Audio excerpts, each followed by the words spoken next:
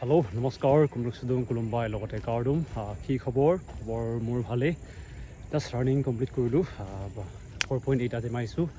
ভাল লাগিছে ৰানিং কৰি পিনি আৰু তাৰ ৰানিঙৰ টাইমিঙো ঠিক ঠাকে আছে আৰু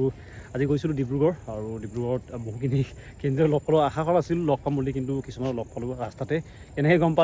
গম পালে আৰু মানে ইনষ্টাগ্ৰামত ষ্টৰি লগাইছিলোঁ সেইটো তাৰ কাৰণে হয়তো তেওঁলোকে গম পালেগৈ ইম্পৰ্টেণ্ট আপডেট এটা আহিছে আপডেট হৈছে আসাম পুলিচৰ কাৰণে লগতে আহিবলগীয়া যিমানখিনি অসম চৰকাৰৰ আণ্ডাৰত চাকৰি আহিব সেইবিলাকৰ সন্দৰ্ভত আহিছে তো সম্পূৰ্ণকৈ চাব ইম্পৰ্টেণ্ট আপডেট হয় তো আপডেটৰ বিষয়ে কৈ দিছোঁ তো আপডেটটো হৈছে আপোনালোকৰ যেন হয়তো আপোনালোকে গম পাইছে এইকেইদিন এটা নটিচ আহিছে নটিচটো হৈছে অসম পুলিচ লগতে ADR হওক বা যিমানখিনি অসম চৰকাৰৰ আণ্ডাৰত চাকৰি আহিব এইটোৰ কাৰণে লাগিব এমপ্লয়মেণ্ট এক্সচেঞ্জ চাৰ্টিফিকেটটো আপডেট কৰিব লাগিব হয়তো ইতিমধ্যে বহুতে কৰিলে কিন্তু এতিয়াও মই চাইছোঁ বহুখিনি কেণ্ডিডেটে কোৱা নাই বহুতে কৈ যে গমেই নাপালোঁ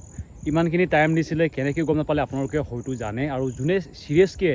ৰানিং কৰি আছে যোনে কষ্ট কৰি আছে তেওঁলোকক ভালকৈ কৈ দিছোঁ যেন আপোনালোকে যদি অসম পুলিচত যদি দিব আছে বিশেষকৈতো মোৰ ভিডিঅ' অসম পুলিচৰ কেণ্ডিডেটসকলে চাই তেওঁলোকক ক'ম যেন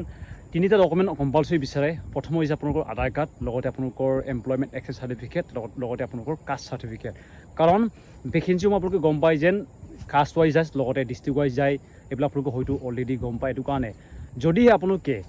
2024 চনৰ যোনটো 2 জানুৱাৰীৰ আগতে আপোনালোকে যদি বনাইছিল আপোনালোকে আকৌ ৰিনিউ কৰিব লাগিব যদিহে আপোনালোকে 2 জানুৱাৰীৰ পিছতে বনাইছিলে 2 জানুৱাৰী 2024 পিছত আপোনালোকে বনাইছিলে মানে আপোনালোকে আপডেট দিছিলে তেওঁলোকে কৰিব নালাগে ডেট আপোনালোকক কৈছোঁ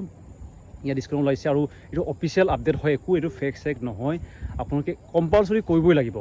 নকৰিলে আপোনালোকৰ যোনটো এমপ্লয়মেণ্ট এক্সচেঞ্জ চাৰ্টিফিকেটখন ইনভেলিড হৈ যাব মানে আপোনালোকক কামত নিদিবগৈ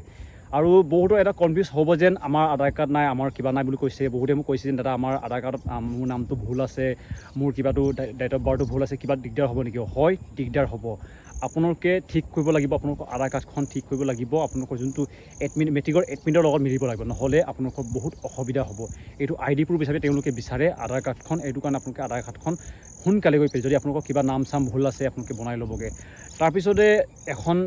আপোনালোকে হয়তো PRC বিষয়ে শুনি আছে PRC লাগে ডমিচাইল লাগে শুনিছিলে কিন্তু যোৱাকালি এটা ভিডিঅ'ত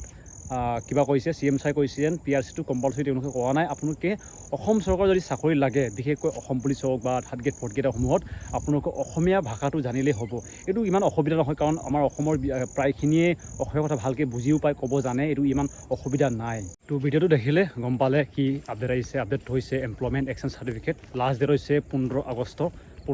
আগতে আপোনালোকে আগতে কৰিব লাগিব আৰু যোনে বৰ্তমান চাকৰি কৰি আছে তেওঁলোকেও কৰিব লাগিব তেওঁলোকে আনিব লাগিব NOC নিজৰ অফিচৰ পৰা যোনটো তেওঁলোকে ডিপাৰ্টমেণ্টত বৰ্তমান কৰি আছে তেওঁলোকেও এইটো কৰিব লাগিব আৰু লগতে লাষ্ট ডেটটো কৈ দিছোঁ 15 আগষ্ট এতিয়া আছে মাত্ৰ 2 দিন সোনকালে গৈ পিনি আপডেটটো দি লওকগৈ